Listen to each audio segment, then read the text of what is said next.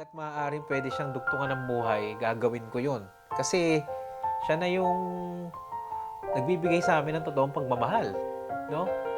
Hindi niya kami iniiwan sa lahat ng problema. Siya yung emotional support naming mag-asawa. No? Lahat ng problemang nakikita niya, nandun lang siya.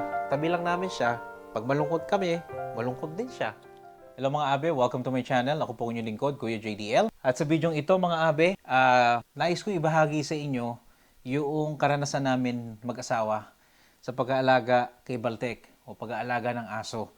Sa inyo pong lahat na nandito sa Canada, sa Toronto, at gusto nyo mag-alaga ng aso, ibabahagi ko po yung aming first-hand experience kay Baltek. No? Simula umpisa, nung nakuha namin siya na 2 months pa lang siya hanggang ngayon. So, ito po, hindi po ako expert sa pag-aalaga ng aso. Sasabihin ko lang po sa inyo yung aming experience first hand. No? Nung 2016, kinuha namin si Baltek. So, nagpadala siya ng maraming picture sa akin nung nagtitingin siya. At wala naman akong particular breed na gusto. Gusto ko lang yung hindi masyadong malaki. Pero nasa isip ko na ito, white, parang sila Snoopy o si Brian Griffin sa Family Guy, no? Pero eto, pinadala niya si Baltek kasi noon nagustuhan ko yung kanyang Baltek sa noo na parang diamond. Kasi nung time na yun, sobrang dark pa ng pagkakulay ng liver. Liver ang kulay niya. So nung kinuha namin siya nung kinuha namin siya sa breeder, sabi ng breeder, hindi pa daw siya veterinaryo na dadala sa clinic. So para sa mga shots niya. So right away, inano namin siya. Pinaschedule namin siya sa veterinaryo malapit sa amin. And then doon na siya may record. So after nun, every year, no, meron siyang annual checkup para sa mga vaccines tsaka sa physical exam. So, nakalimutan ko na kung magkano binayad namin yun, but every year, meron kami at least $200 para sa kanyang pagpapacheck up. Depends pa kung merong mga kailangan na expired na baka vaccine. Usually, mga rabies shot lang naman yan, tsaka yung Bordetella. And, yon importante yon mga abe. Kasi kalusugan yun nung aso, no? Meron namang tinatawag na meron pang isang mga gastos dito pagdating sa pag-aalaga, yung insurance. Pero hindi na namin kinuha yung insurance para sa kanya kasi parang extra lang yon, optional naman yon. So far naman, wala kaming naging problemang malaki, no, for the last ilang years naming alaga si Baltek.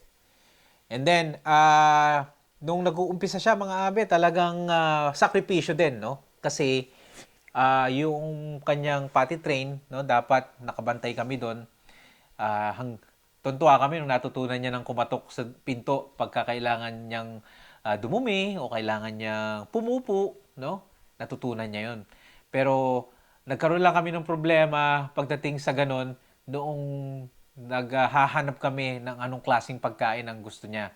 So pag ilang mga brand din yun, no? Merong wet food kaming pinakain sa kanya na talagang sobrang nasira yung tiyan niya. Tagang takot na takot siya at naawang-awa kami sa kanya mga abe. Doon, dinala namin siya agad sa kasi hindi ko alam ang gagawin ko noon, bago pa lang kami noon eh. So, binigyan lang siya ng gamot nung veterinaryo, another gastos na naman yon. Hanggang sa meron sa aming nagpayo na itry namin yung klase ng pagkain, yung dry na pagkain. At meron nun yung pang-age niya. Tapos, nung naging adult siya, tinry pa rin namin yung brand na yon, same flavor, pero iba lang yung nung age. So, naging hiyang na siya doon. So, yun yung pinapakain namin. Pero, minsan-minsan, pinapakain namin siya ng pagkain namin, no? Pero hindi naman madalas kasi mas healthy daw sa aso yung kinakain niya yung sarili niyang pagkain. No? So far, wala kami naging problema. Hindi siya nagkakasakit. Malungkot, lang talaga siya, malikot siya kasi yung breed niya, Jack Russell, talagang malikot lang siya talaga. Kailangan namin siya laging pagurin, paglalaro, no? So, ganun ang ginagawa namin sa kanya. And then, pagka umaalis kami ni Mrs. JDL, no, unang tinry namin, nakalimutan ko na yung apps na yun eh. Meron kami kinuhang apps, so dinala namin siya dun sa, na yun, sa 2 years old, wala pa siyang 1 year old, no? Dinala namin siya dun sa bahay na yun kasi nagpa-part-time yung estudyante ng pag-aalaga ng aso. So, doon namin siya dinala, no? Parang ano yun rover, ang tawag doon, rover, no? Yung ano na yun, apps na yun. So, doon siya dinadala, pero nung pangalawa namin dinala siya doon ng matagal, nagkaroon siya ng tick, no? So, hindi namin alam kung nahawa siya doon sa isa pang inalagang aso o sa paligid. Pero pagka ganun, may tick yung aso, kailangan mga abe, i-report nyo siya sa city or sa pinakamalapit na veterinaryo. Kasi kailangan nyo no, mahigpit doon. No? Kasi delikado yun sa health ng aso nyo at sa inyo rin. So, yun. Baka magkaroon kayo ng Lyme disease para ma-check din yung lugar na pinanggalingan. So, very particular doon ng Ministry of Health ng Canada. No? Tapos, pinalagyan namin siya, kailangan din siyang i-register sa city. So, meron siyang registered siya sa city. So, meron siyang ano sa loob, no? Parang tinatitrace siya. Kung mawala siya, no? Traceable siya. So, ano rin yun, protection yun para sa kanya at para sa inyo. So, yun, may extra bayad yun. Pero, ano lang yun yearly yun, no? Kailangan mo siyang i-renew yearly. So, syempre, kailangan mong sumunod sa patakaran, no? Dito, hindi pwedeng alagaan mo lang, no? May mga kailangan kang susundin. Tapos, ayun, nung pag-aalis kami, meron kami sinubukan uli sa rover din. Ano naman, dito naman namin dadalin yung mag-aalaga, parang stay in siya dito niya aalagaan. Risk 'yon, mga abi, risk, no? Pero wala kami magagawa, hindi naman pwedeng huminto ang buhay namin, no? So, ganun ang ginawa namin, mga una, pangalawa, okay naman yung nag-aalaga. Yung pangatlo, hindi na namin siya dinala dun sa rover kasi parang nagtiwala kami. Nung pangatlong kinuha namin siya, ang ginawa namin, ilang araw lang kami nawala. Tapos hindi niya alam na uwi kami ng maaga. So pagdating namin sa bahay, sobrang dilim, no? Hindi niya iniwanan ng ilaw si Baltek. Sobrang naawa kami kay Baltek, mga abe. Awang-awa kami kasi ang dilim-dilim. Nung bahay, talaga natatakot yung aso. So pagkatapos hindi na namin siya kinuha. Hanggang nag-decide na lang kami na nakiusap kami sa brother-in-law ko, sa kapatid ni Mrs. JDL, saka mga pamangkin niya na pag-aalis kami, sila mag-aalaga. So, happy naman ako. Nakasundo nila si Baltek. And shoutout pala sa kanila, nalagaan nila. So, yun yung mga i-consider nyo mga abe, no? Kasi kapag iniwan nyo sa mga hotel, medyo pricey yun. Mahal, no?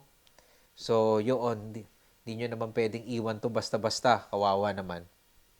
Pero ito yung biggest challenge sa amin. Kasi recently, nakita namin na parang may butlig si Baltek sa mata. At ayun, sabi nung doktor nung una, kailangan operahan yon pero options namin, igamutin muna sa pamatak. No? May mga niresetang pamatak. Nung una, nawawala, no? Pero nung bumalik, mas lumaki. So, nitong recently, ngayong pagkatapos ng sabay ng annual check-up niya, nagtanong na kami kung magkano ang gagastusin sa pagpapa-opera kasi lumalaki na.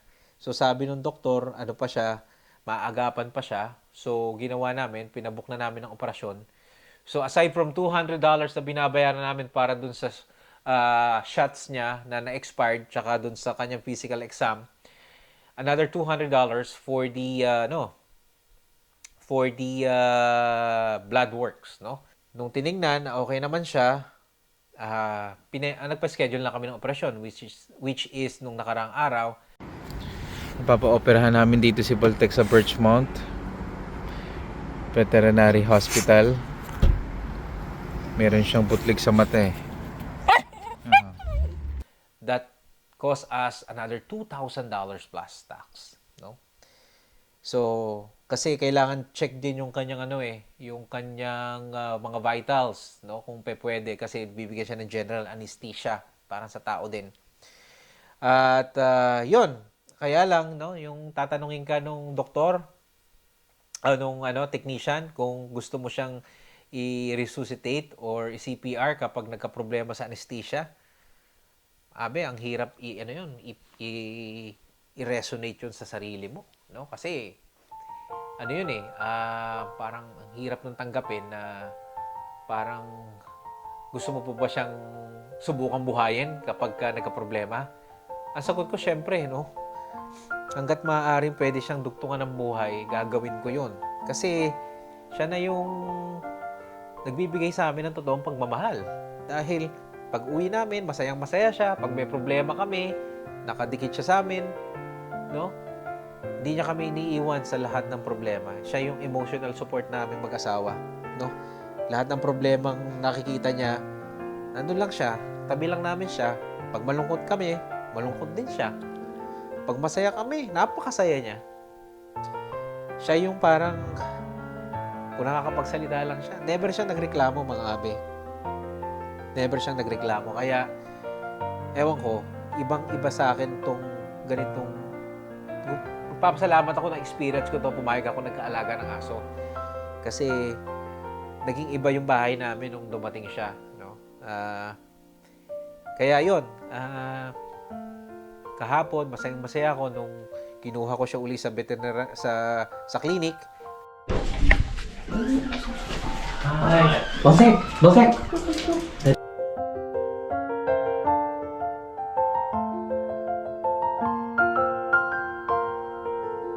Going home.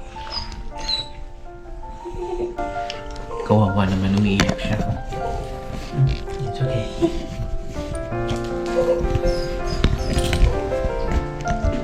Yeah, we're going home. Don't worry. We're just wait. At na-survive niya. Tapos, syempre, nung una, nasasaktan pa rin siya. Umiiyak siya. Pero, ngayon naman, medyo okay na siya. Nangangati lang, which is good news. Dahil ibig sabihin, naghihilom na yung sugat. So, yun lang mga abe. Gusto ko lang i-share sa inyo yung experience namin sa pag-aalaga ng aso. Kung kayo, gusto nyo rin mag-alaga ng aso, at gusto nyo, may mga tanong kayo sa akin, yung mga bago dito sa Canada, mag-comment din kayo dyan, no? At masaya po, fulfilling po ang magkaroon ng aso, no? Siya yung parang magiging emotional support nyo. Kailangan mo lang talaga na ano din sila, no? It's a responsibilities din, no? Hindi mo siya pwedeng talikuran. Hindi ko kaya alam kung bakit yung ibang tao iiwan lang na lang yung aso, liligaw, no? Iiwan lang sa sa shelter pag hindi na nila gusto, hindi na nila kaya. So talagang dapat pag-isipan nyo kung kaya nyo bang mag-alaga ng aso, no? At kung kung kakayanin nyo ba yung emosyon sa pag-aalaga ng aso, mga abe, no? Hindi ito status symbol, mga abe. Ito po ay magiging parte na ng inyong pamilya. So yun lang mga abe, maraming salamat po sa inyong panonood. At sana po ay may natutunan kayo. At kung nais nyo magtanong sa akin about sa pag-aalaga ng aso, experience namin na hindi ko pa natakal dito sa content na to, magtanong po kayo sa akin. Marami pong salamat. Hanggang sa muli, kasama si Baltek. Best regards, Kuya JDL. Bye-bye!